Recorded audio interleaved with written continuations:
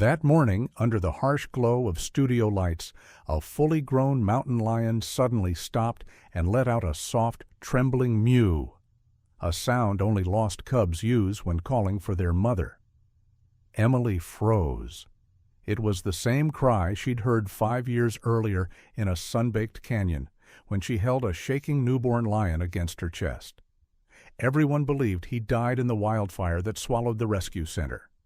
But in that moment, as his eyes locked onto hers, Emily felt the truth rise through her like a heartbeat she'd never forgotten. The little cub she once saved had found his way back to her. The morning show at KTVA Phoenix had always followed the same familiar rhythm: local weather, community updates, a small segment about retirement planning or mortgage assistance for older viewers, then a gentle feature about wildlife. It was predictable, safe, steady, the kind of programming people trusted while drinking their first cup of coffee or reviewing their Medicare paperwork at the kitchen table. Emily Reyes had delivered that comfort for nearly 4 years, long enough to know exactly how to keep her voice calm and her smile warm no matter what happened behind the camera. But nothing in all those years prepared her for the moment the crate rolled onto the studio floor. She didn't look at it right away. She was busy reading the teleprompter, smoothing a wrinkle on the desk, steadying her mind through the quiet pressure of live broadcasting. The overhead lights were unusually bright, turning the polished floor into a sheet of gold. Emily inhaled softly, letting the familiar scent of coffee and studio makeup anchor her senses. She told herself this was just another segment about Arizona wildlife adapting to summer heat, something that older viewers often appreciated, a reminder to stay informed, stay safe, protect their homes, and check their insurance options as temperatures climbed. Ordinary, predictable.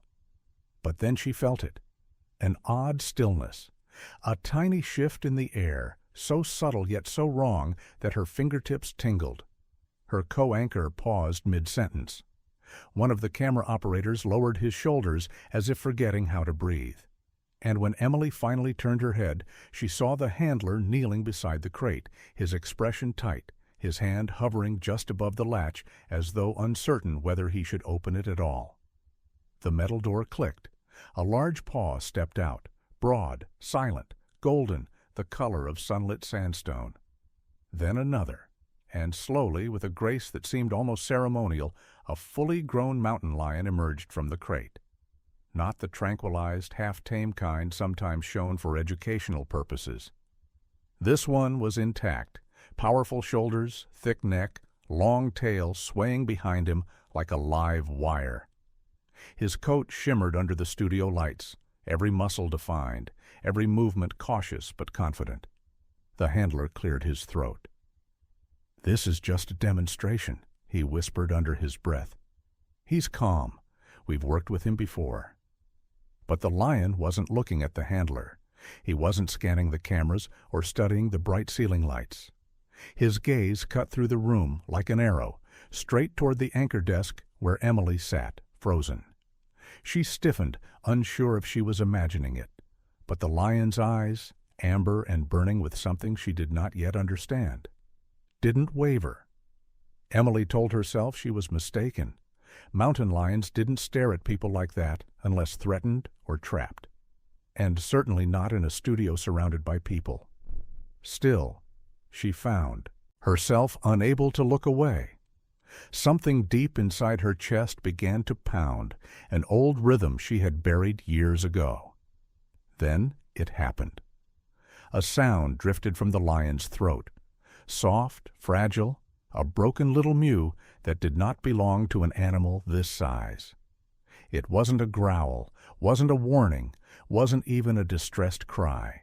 It was a baby's call, a cub's call, a sound a mountain lion only ever made when seeking the warmth of its mother.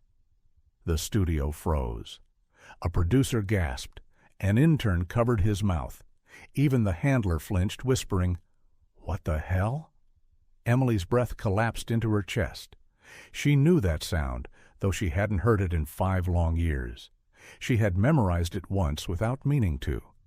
the faint, trembling chirp of a newborn mountain lion pressed against her heartbeat, fighting to survive in a canyon where no one should have been alive. Her hand curled around the desk edge. The lion took one slow, deliberate step toward her, head lowered in a gesture that wasn't aggression but recognition. His whiskers quivered, his pupils widened. Another mew trembled through the studio, raw and yearning, and Emily felt something inside her crack open, like dry earth after rain. The floor director hissed into her earpiece, "Emily, stay seated. Don't move. We're live. Stay calm." But she didn't hear him. Couldn't, because the lion took another step, and then another. His tail drifted low behind him, his ears tipped forward. He was behaving like no adult mountain lion should, especially not one removed from its territory and placed in a studio full of strangers. He was behaving like... "No," she whispered, voice barely functioning. "That's impossible." The co-anchor glanced at her. "Emily, you okay?"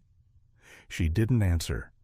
Her throat tightened as the lion stopped directly in front of the cameras, staring only at her, ignoring the lights, the noise, the equipment, all the human movement around him.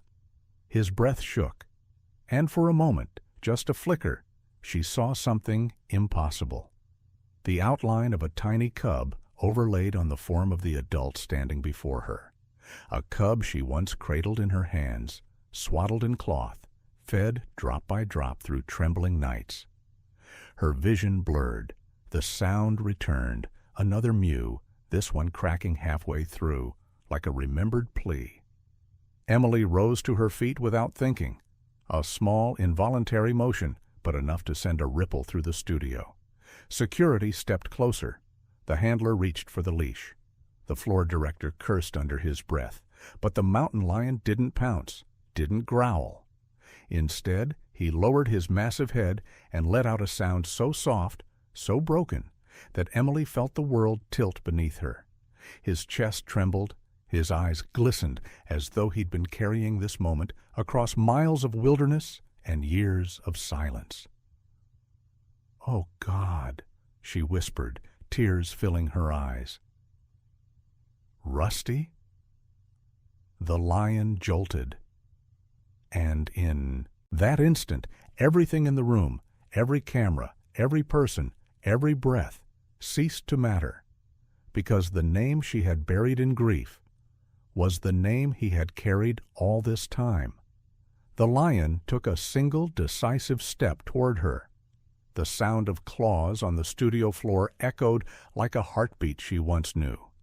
And Emily knew in a way that came from someplace deeper than memory, deeper than logic, that the cub she thought had died in the fire had found her. "Rusty," she whispered again, barely breathing. "Sweet boy, is it really you?" The lion's chest quivered, and he mewed, a sound that shattered her world and called her back into a story she thought she'd never have the strength to face again. 5 years earlier, before studio lights, before crisp blazers and morning broadcasts about home insurance tips or retirement planning, Emily Reyes had lived a very different kind of life. Back then, she was 23, sunburned more often than not, and carried a rescue bag in the back of her old Jeep instead of makeup kits. She was an intern at Desert Haven Wildlife Center, a place where the air always smelled like warm hay, where volunteers drank cheap coffee, and where hope came in the form of small creatures fighting to stay alive in the Arizona heat.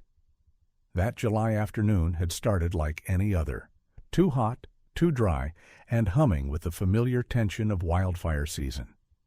Emily had been cataloging medical supplies when the call came in over the radio, sharp and crackling, a report of strange cries echoing from the south end of Verde Canyon. Not coyotes, not fox kits, something else, something younger, something scared. Ranger Cole Maddox arrived in his truck 20 minutes later, dust swirling behind him in the blazing air. He was older than Emily by at least 15 years, rugged and steady, the kind of man who could read footprints the way others read newspapers. When Emily hopped into the passenger seat, he gave her a side-eye that was half stern, half amused. "You sure you're up for a canyon hike in this heat?" he asked. Emily tightened her ponytail. "If something's out there crying, we can't leave it." Cole snorted quietly. "Didn't figure you would." They drove toward the canyon trailhead, the sky shimmering with heat. Summer in Arizona felt less like a season and more like a challenge thrown at every living thing. Emily sipped from her water bottle, trying to steady the strange tightness forming in her chest. Calls like this could lead to anything, often nothing, but she had learned to trust instincts, and something about the cry on that radio transmission felt wrong. The two began their descent into Verde Canyon, boots crunching through gravel, the sun beating down hard enough to make the rock faces glow red. Lizards darted across their path. The air pulsed with cicada song. Sweat trickled behind Emily's ears as she crouched low to pass beneath a ledge. The deeper they went, the more the world above slipped away until only the canyon remained, its shadows, its silence, and that faint, almost imagined sound of something calling out for help. Then it came again. A thin, trembling mew carried on a gust of hot wind. Emily stopped so abruptly that Cole nearly bumped into her. "There," she whispered. "You heard that, right?" Cole lifted his hand, listening. The sound came once more. Weak, gasping, not from a bird or a fox, not from anything Emily had ever heard echo through a canyon before. Cole's expression darkened. "That's a baby mountain lion," he muttered. "Too young to be alone out here?" They moved faster now, ducking under scraggly brush, weaving through narrow stone. Corridors where sunlight barely touched the ground. The cry grew louder, then softer, fading into a rough rasp. Emily felt dread spool through her chest. Whatever was making that sound was running out of strength. When they rounded a final bend, Emily froze. The sight before her hit with the force of a blow. At the base of a slanted rock shelf lay a female mountain lion, her tawny coat streaked with dust and sweat, her breaths shallow and uneven. One of her hind legs hung at an unnatural angle, likely from falling off the ledge above. Beside her, pressed against her side as though trying to shield her from the world, was a tiny cub no bigger than a house cat. Its fur was singed with heat, its belly heaving, one front paw caught tightly in the loop of a metal snare half buried beneath the gravel. "Oh, God!" Emily whispered, sinking to her knees. The cub let out a strangled hiss, too weak to sound threatening, but desperate enough to make her heart twist. It planted its tiny body between her and its mother, paws trembling, tail low, eyes wide with terror. Cole knelt beside the mother lion, shaking his head grimly. "Broken spine," he murmured. "She won't make it." Emily swallowed hard, her throat burning. She knew Cole was right. The mother's eyes fluttered open only for a second, unfocused and glazed with pain, yet still trying to look toward her cub. The devotion in that fading gaze struck Emily so deeply she had to place a hand against the ground to steady herself. She inched closer to the cub. "Hey there," she whispered, keeping her voice soft. "It's okay. We're here to help." The cub hissed once more, but the fight drained from him almost instantly. He trembled, chest fluttering as he tried to pull his paw from the snare. He couldn't. His strength was gone. Cole gripped the metal loop and began loosening the tension with careful precision. "Poor little guy," he muttered. "Trap's illegal. Someone's been hunting." Emily lifted the cub the moment the snare loosened. His body was scorching hot under her hands, as if the sun itself had lodged inside him. He let out a tiny mew that pierced her chest like an old memory that didn't exist yet. He clung to her shirt with fragile claws, burrowing into her arm as though she was the first safe thing he had touched in his short life. Emily drew him close, shielding him from the sun with her body. "I've got you," she whispered. "You're safe now." Cole's voice softened. "Emily?" She turned in time to see the mother's last breath slip from her body. It was quiet, one faint rise and fall, then stillness. The cub let out a cry that cracked in the middle, a sound so full of loss that Emily felt her eyes burn. She pressed the cub closer to her heart almost instinctively, almost like she had always been meant to do it. Above them, a sudden burst of barking exploded across the canyon rim. Emily stiffened. The dogs were close. Too close. She could hear claws scrambling on rock, the snarling excitement of animals that had caught the scent of blood. Cole grabbed a flare from his belt and lit it with a sharp twist, the red smoke swirling violently in the summer air. "Move!" he shouted. Emily clutched the cub to her chest and ran. Heat radiated from the canyon walls, the ground shifting beneath her boots as she scrambled over loose stones. Cole followed behind, waving the flare upward, shouting to scatter the pack of hunting dogs before they could descend. The cub buried his face against her neck, shaking violently. Emily felt each trembling breath, each desperate pulse, as if the tiny creature were using her heartbeat as an anchor. When they finally reached the trailhead and slammed the truck door shut, Emily collapsed into the seat, chest heaving. The cub crawled into her lap and let out one final exhausted mew before going limp from sheer fatigue. Cole exhaled shakily. "You've got a fighter there," he said, "but he won't last long without care." Emily stroked the cub's head gently. His fur was coarse with dust, his whiskers quivering even in sleep. Something inside her shifted, something she didn't have words for yet. "I'm not letting him go," she murmured. Cole shot her a look, half concerned, half knowing. "I figured you'd say that." As they drove back toward Desert Haven, the summer sun sinking low across the horizon, Emily held the cub close and whispered a promise she didn't know would shape the next 5 years of her life. "You're safe now, little one," she murmured. "I won't let anything happen to you." The cub stirred weakly, nuzzling against her chest, and for the first time since they found him, he didn't cry.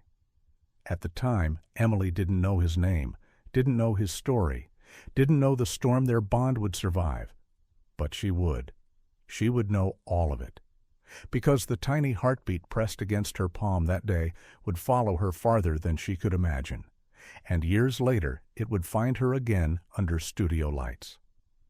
Desert Haven looked different when they came back with the cub.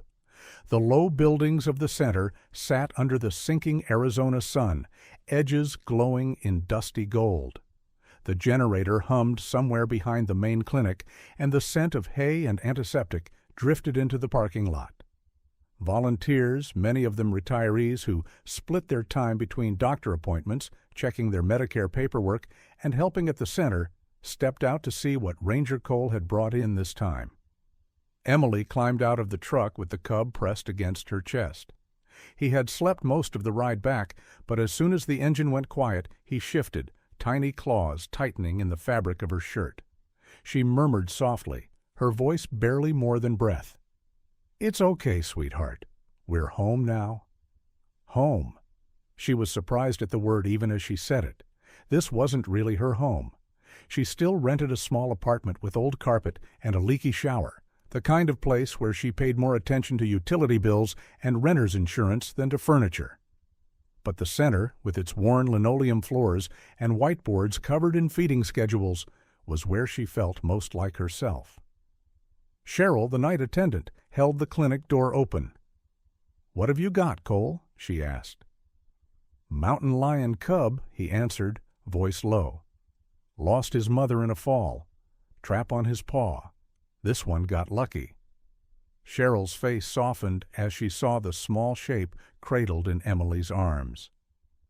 "Oh, honey," she whispered, though she wasn't talking to Emily at all. "Get him into the nursery. We'll see how much luck he's really got."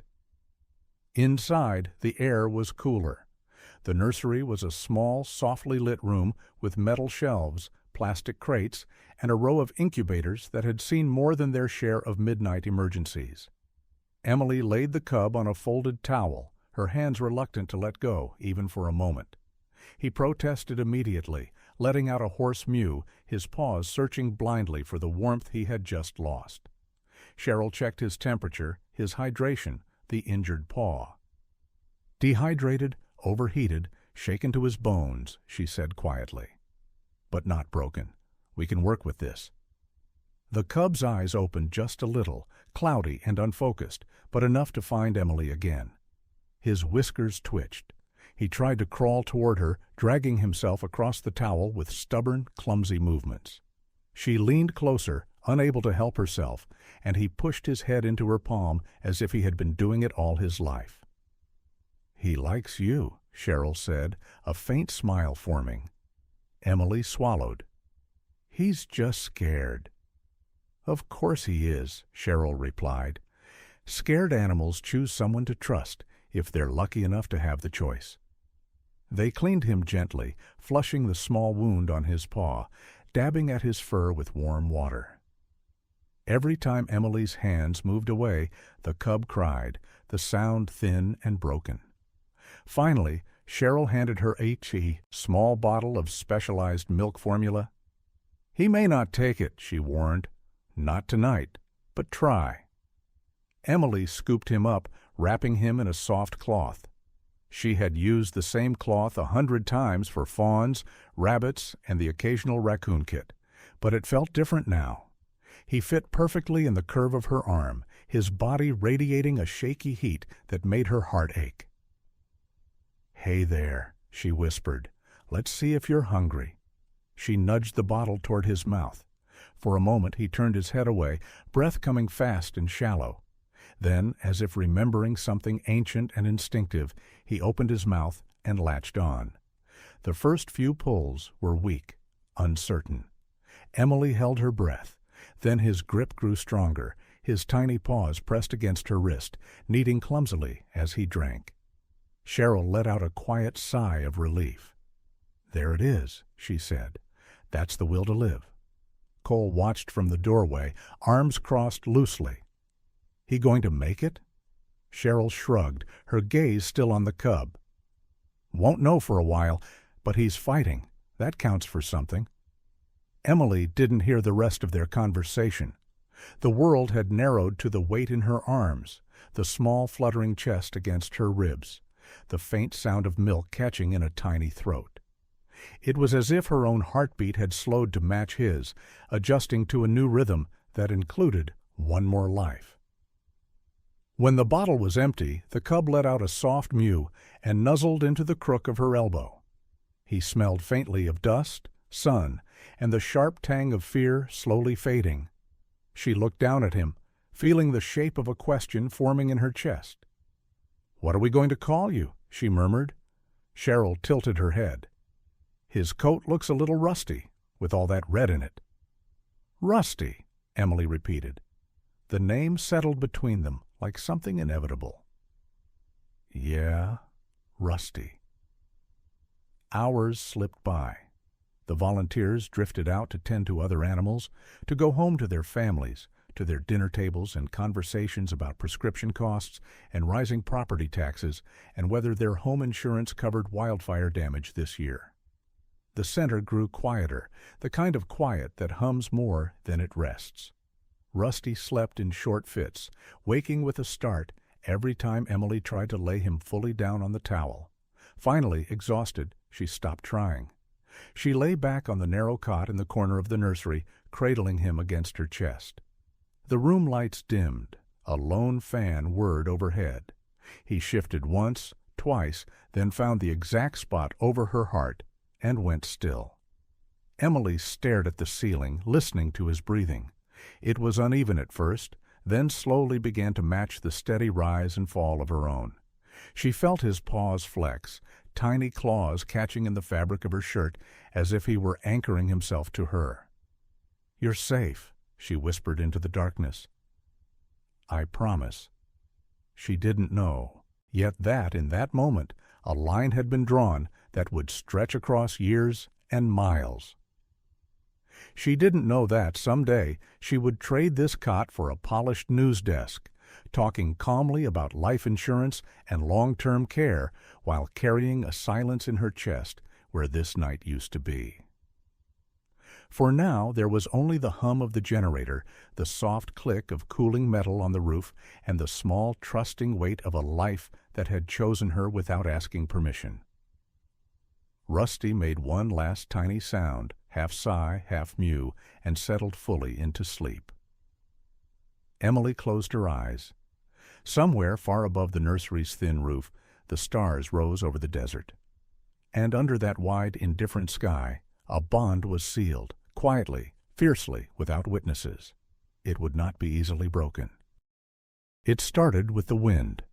Not the gentle evening breeze that sometimes slipped down from the hills, but a hard, restless wind that pushed against the windows of Desert Haven and rattled the metal roofs.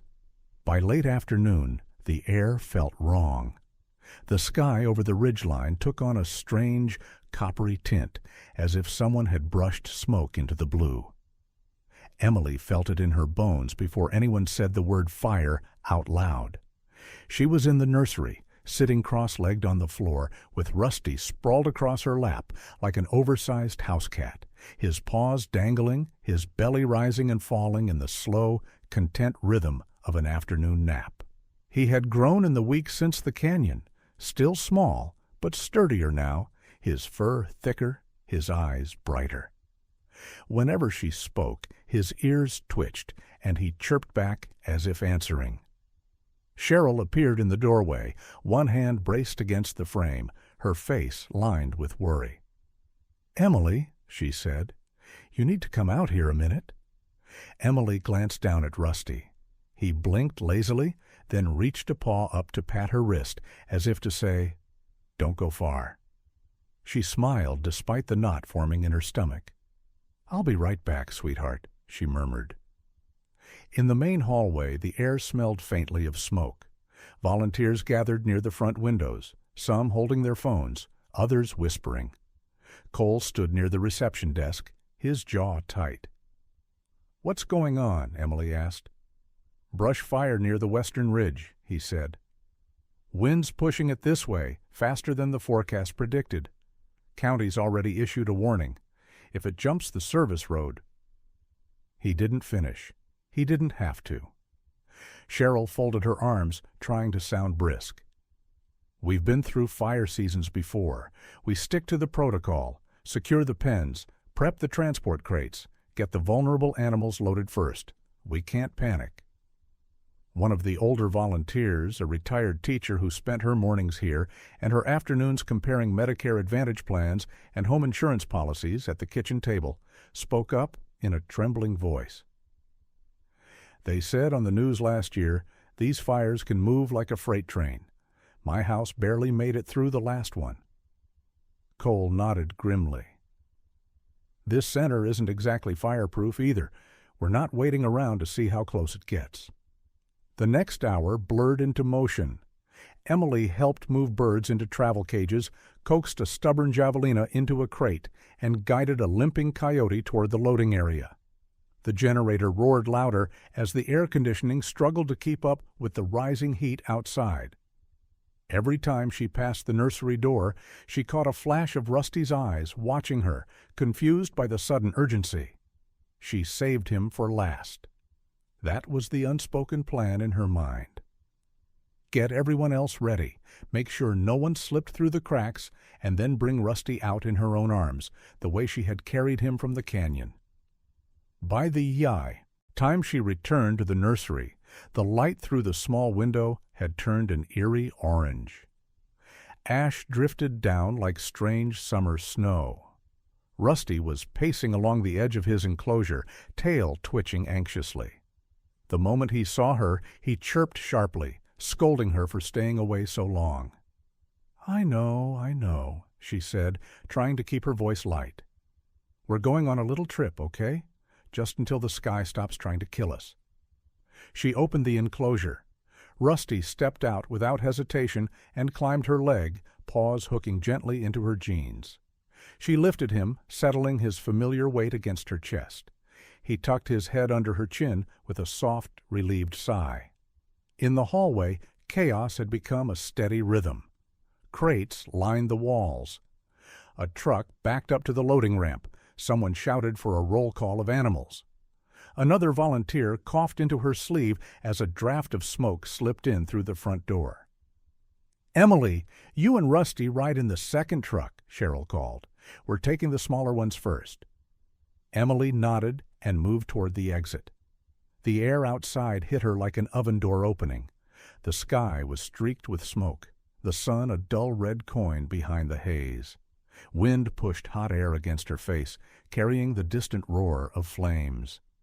Rusty stiffened in her arms, claws digging into her shirt. "It's okay," she whispered into his fur. "I've got you. I've always got you." Then, in a way she would replay in her mind for years, 3 things happened almost at once. A gust of wind slammed a loose piece of tin against the side of the storage shed with a deafening bang. One of the transport crates, not fully latched, tipped and clattered to the ground, sending a pair of raccoons darting in opposite directions. A nearby volunteer shouted, stumbling as she tried to grab them. Rusty jolted. The sound, the shouting, the rising smell of smoke. His instincts overwhelmed the fragile trust of his young mind. For a heartbeat, Emily felt his body tense against hers.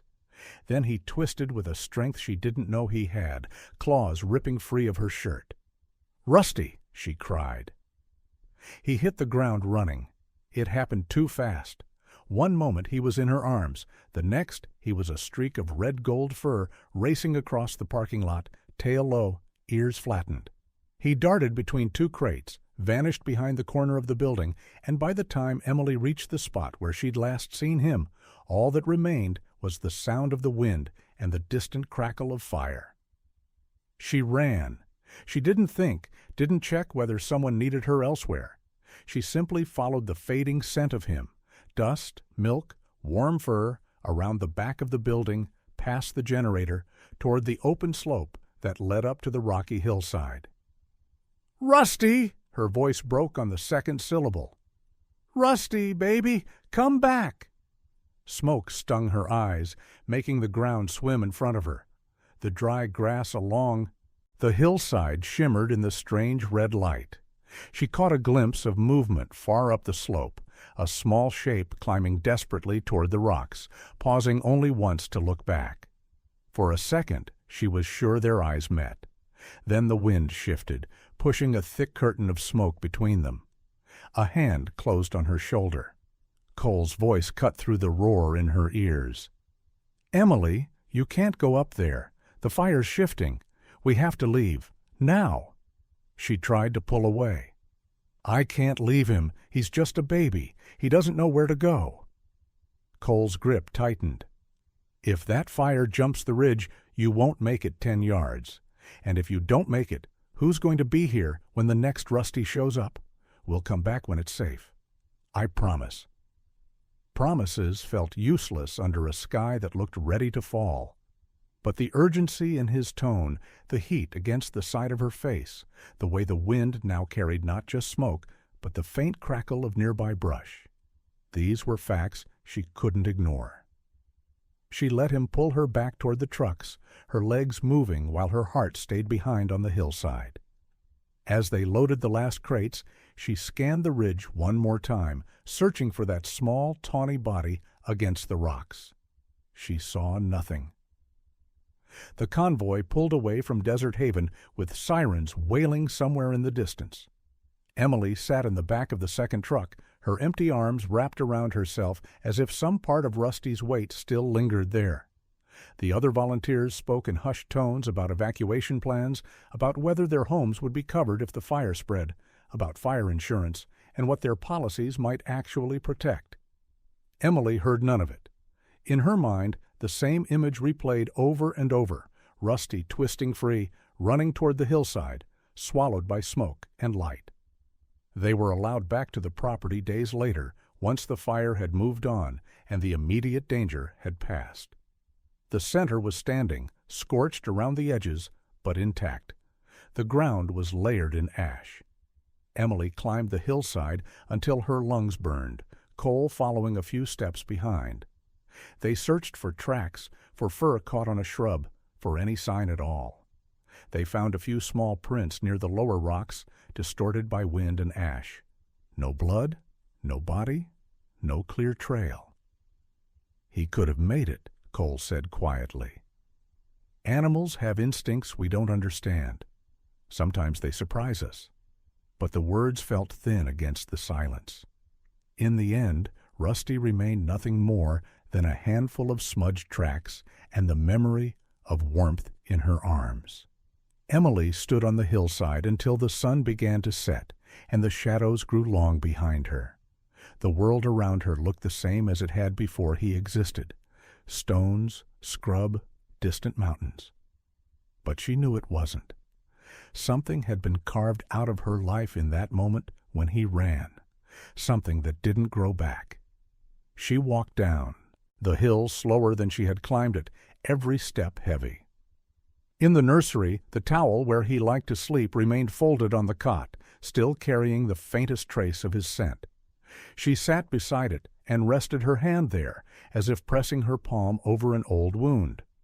In time, the fire would become just another story people told when they talked about rising temperatures, climate change, and why they needed better coverage on their homes and health. Life would move on, as it always did. But for Emily, the day the sky turned to fire would always be the day she lost him. And in the quiet that followed, she did the only thing she knew how to do with pain that big. She packed it away, told herself he hadn't suffered, told herself it was kinder not to imagine the rest.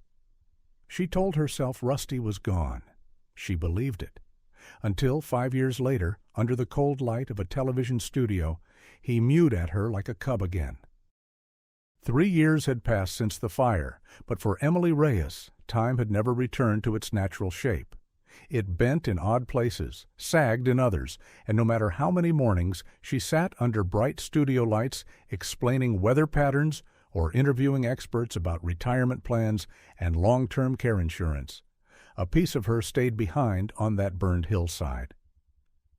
Rusty's absence had become a quiet room inside her chest, one she rarely opened, one she feared would swallow her whole if she ever stepped inside again. Life in Phoenix grew orderly after Desert Haven closed temporarily for repairs. Emily finished her internship and took a job at a small community station before being recruited by KTVA Phoenix. She built a reputation for steady delivery, kindness toward nervous guests, and an ability to make complicated topics like Medicare coverage or home insurance premiums feel surprisingly simple for older viewers. People trusted her. They called her a comforting voice. They never knew that comfort was something she had long ago stopped offering herself. By her 4th year at KTVA, she had settled into a routine so carefully constructed it felt like armor. Wake early, brew coffee, review scripts, drive through the clean-cut streets of downtown Phoenix, smile at the camera, go home to silence. Some nights she cooked, others she simply sat on the couch with the TV humming softly in the background, trying to ignore the memory of warm fur and tiny paws on her chest. Rusty had become a ghost she carried gently, too painful to touch, too precious to forget. Then one Tuesday afternoon, while she prepared notes for a segment about summer safety for seniors, her phone buzzed on the desk. The caller ID displayed a number from Montana, a state she had no personal connection to. She nearly ignored it. But something in the back of her mind nudged her thumb forward. "Hello?" A man's voice answered, a voice edged with wind and distance. "Is this Emily Reyes?" "Yes," she said cautiously. "Who's calling?" "My name's Avery Lane. I'm with the Granite Bend Wildlife Service up here in northern Montana. I hope I'm not catching you at a bad time." Emily straightened in her chair. "I can talk. What's going on?" There was a pause on the other end, as if Avery were choosing his next words with care. "We've been tracking a male mountain lion for the past couple of months. Strong, healthy, smart, but he's not normal." "Not normal how?" He approaches cabins instead of avoiding them, always from a distance, never aggressive. He circles campsites, especially ones with women staying alone or in small groups. He never comes close enough to be a danger, just watches, listens. Cold crept along Emily's arms. Why tell me this? Avery exhaled slowly. 2 nights ago, one of our motion cameras caught something unusual. The lion came to the edge of a property line right after sunset. He was carrying a piece of fabric in his mouth. Looked like part of a scarf or a blanket, burned on the edges. Emily's heart stuttered. Avery continued. The homeowner turned on her porch light. When she spoke, asked if someone was out there, the lion froze. And then he hesitated again. He made a sound. Not a growl, not a warning. A mew, like a cub would. The room seemed to spin softly around her. A mew? She whispered. Yes, ma'am. I didn't think big cats made that noise, so I checked the footage with our veterinarian. She confirmed it. Then I checked our local reports, and one of my colleagues remembered hearing a similar sound years back in Arizona related to a rescue incident. He gave me your name. Emily gripped the edge of the table until her knuckles whitened. Can you send the video? Already did, Avery said. Check your email. She opened her inbox with shaking hands. The subject line hit her like a physical blow. Footage of mountain lion. Possible identification. The video loaded. Grainy night vision green washed across the screen. A porch. A scattering of pine needles. And on the edge of the frame, partially obscured by a tree, a large cat stood, head lowered, shoulders rippling under the faint glow of the porch light.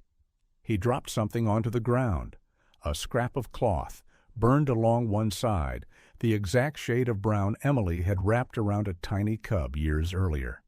Then the woman inside the cabin called out, "Hello, is someone there?" The lion lifted his head and mewed. Emily covered her mouth, breath shattering. The sound was unmistakable, too familiar, too soft, too heartbreakingly young for a full-grown predator. Avery's voice returned, gentle and steady. Ms. Reyes, I think he remembers someone he's been trying to find. Emily closed her eyes. The room, the station, the city around her, all of it disappeared beneath a wave of aching recognition. It can't be him, she whispered. He couldn't have survived the fire. He was just a baby. Some animals have a will that surprises even the experts, Avery said. And that's not the only strange thing. Emily opened her eyes.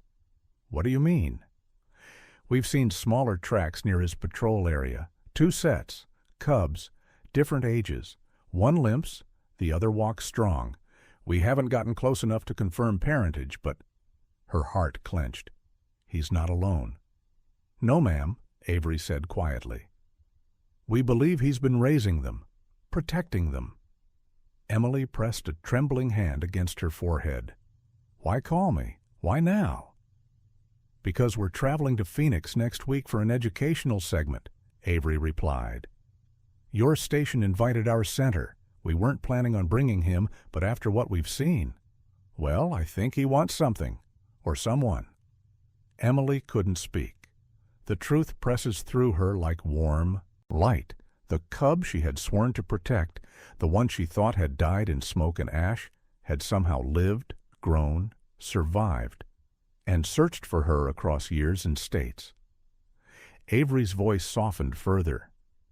Ms. Reyes, I think your mountain lion is trying to come home. Emily stared at the video still on her screen, the lion's head tilted as though he were listening for a heartbeat he once pressed his face against. Her lungs tightened with a mix of fear, hope, and a longing she didn't dare name. I'll be there, she said finally. When you come, I'll be there. And when she ended the call, Emily sat alone in the quiet newsroom, staring at the grainy video as if it were a doorway into a life she believed she had lost forever. The studio had never felt so bright. Emily stood frozen beneath the lights, the same lights she had stood under for hundreds of broadcasts, the same lights that usually made her feel steady, grounded, safe. But today they felt hotter, sharper, as if they were stripping every layer she had built to survive the past 5 years. Across the polished studio floor, Rusty, no longer the trembling cub she once pressed against her heart, but a fully grown mountain lion, stood with his gaze locked on hers. The mew he had just given still trembled in the air like an unanswered question. For a moment, no one breathed. The crew stared. The handler held his leash too loosely, and even the cameras seemed to hum quieter, as if waiting for her next move. Emily could feel every beat of her pulse in her throat. She had imagined 1,000 ways her life might change, had given countless interviews about safety, health coverage, home protection, and the importance of retirement planning for older families. But she had never once imagined this. Rusty stepped forward, not stalking, not lunging, just moving, slow and deliberate, his body low to the ground, his tail sweeping in a nervous arc. His ears were pointed toward her, focused so intensely that the rest of the room might as well have fallen away. Emily's breath hitched as she whispered his name again. Rusty! His head jerked upward at the sound, and in the span of a heartbeat, something in him broke loose. He surged forward, his paws skittering on the smooth floor, the leash slipping from the handler's hands as if it were nothing. A gasp rippled through the studio, a sound made of alarm, awe, and disbelief. But Emily didn't move. She couldn't. All she saw was the tiny cub who once climbed her shirt with trembling paws, the cub who had pressed his face under her chin whenever fear crept close. Rusty reached her in a single breath. He rose up on his hind legs, placing his huge paws gently, almost impossibly gently, against her waist. His head pressed into her stomach, his breath shaking in short bursts. Emily staggered only from the weight of emotion, not from the force of his touch. His fur brushed her sweater, warm and familiar, smelling faintly of pine and dust and something that reached straight into her memory. "Oh, God," she whispered, her hands trembling as she cupped his face. "It is you." Rusty let out a soft, quivering rumble, not a growl, not a purr, but something deep and aching. The sound vibrated through her palms, through her chest, through every part of her that had been empty since the fire. Tears blurred her vision, slipping down her cheeks before she even felt them fall. Around them, chaos crackled. Someone whispered, "Is this safe?" Another crew member said, "Keep rolling, don't cut." The floor director waved frantically at security not to intervene. But none of it touched Emily. Her entire world existed inside the space between her heartbeat and Rusty's trembling breath. She lowered herself slowly to her knees, and Rusty followed her down, never breaking contact, as if afraid she might vanish if he blinked. She touched the side of his face, brushing her fingers over the faint scar near his brow. "Sweet boy," she murmured. "You survived. Somehow you survived." Rusty answered with a soft, desperate mew, the same sound he used to make when he woke in the middle of the night as a frightened cub. Emily leaned forward, resting her forehead against his, feeling the warmth of him spread into her bones. She didn't care that the cameras were broadcasting live to thousands of homes, that people sitting in their living rooms, many older viewers who trusted her to guide them through financial updates and community health news, were witnessing a reunion they couldn't possibly understand. This moment wasn't meant for the world. It was meant for them, for the cub she had lost, and for the woman who had never truly forgiven herself. A quiet voice broke through the air behind her. "Emily?" She looked up to see Avery Lane, the ranger from Montana. He approached slowly, palms open, his expression filled with something like relief and something heavier, like truth. The handler and 2 studio staff followed at a cautious distance, but Avery gestured for them to stay back. Emily placed one hand on Rusty's neck, steadying him. "Avery," she said softly, How how did he find me? How did he know where to go? Avery crouched a few feet away. He's been looking for someone, he said. Looking for years. We didn't understand at first. Rusty flicked his tail anxiously, pressing closer to Emily as Avery reached into the pocket of his field jacket. He pulled out a small device, a trail camera screen, and held it out so she could see. The first image was grainy, taken on a cold Montana morning. Rusty stood in the frame, staring directly at the camera. But it wasn't Rusty who made Emily's breath catch. It was the two small shapes beside him. A tiny cub, a female, leaning heavily on her right side, her hind leg stiff and bent in a way that made Emily's throat tighten. And slightly behind Rusty, half hidden by brush, another cub, male, larger, cautious, with a faint line of scar tissue across the back of his neck. Emily's vision swam. Oh my God. Avery nodded. He's not traveling alone. He's been caring for them, feeding them, moving them from safe place to safe place. Avery hesitated, then added, and according to our tracking, he came all the way to Phoenix without them. That's not normal behavior, not for a mountain lion, Father. Rusty brushed his head into Emily's shoulder again, as if confirming Avery's words. Emily's voice cracked. Why did he come alone? Why leave them behind? Avery's gaze softened with a mixture of respect and sadness. Because he trusts you, and because one of the cubs is injured. He's doing everything he can out there, but he can't help them alone. Rusty mewed again, a sound filled with urgency. Emily felt the tremor run through him. He wasn't just relieved, he was pleading. Avery stepped closer. We're heading back to Montana tonight. We'd like you to come with us, if you're willing. Emily blinked through tears. To help him find them? To help keep them alive, Avery said quietly. He brought you here for a reason. He wants you to go back with him. The studio blurred around her, the lights, the cameras, the murmuring crew. All she could see was the cub who had once slept on her chest, now grown into a father, carrying the weight of two tiny lives. And somehow, across fire and miles and years, he had found her. She placed both hands on Rusty's face, feeling the warmth of him beneath her palms. You came back for me, she whispered. And now I'll go back for you. Rusty leaned into her touch, eyes half closing with relief. Emily stood slowly, her hand still resting on his neck as if anchoring both of them. She nodded at Avery, her voice steady for the first time since the reunion began. Tell me what we need to do. Avery's expression softened. We leave as soon as the segment ends. Our transport is ready. His daughter is waiting at the center, and his son, well, he glanced at Rusty. He'll show us the way. Emily looked down at Rusty, at the lion who had crossed a continent to find her. She felt the weight of every choice she had made since the fire, every fear, every regret, lift in a slow, steady unfurling. I'm coming with you, she said. Rusty mewed softly, pressing his head to her hip. And as the studio lights dimmed for the closing segment, the cameras caught one last image. The anchor who had spent years bringing comfort to others finally finding her own, standing beside a mountain lion who had carried her memory across wild places she had never seen.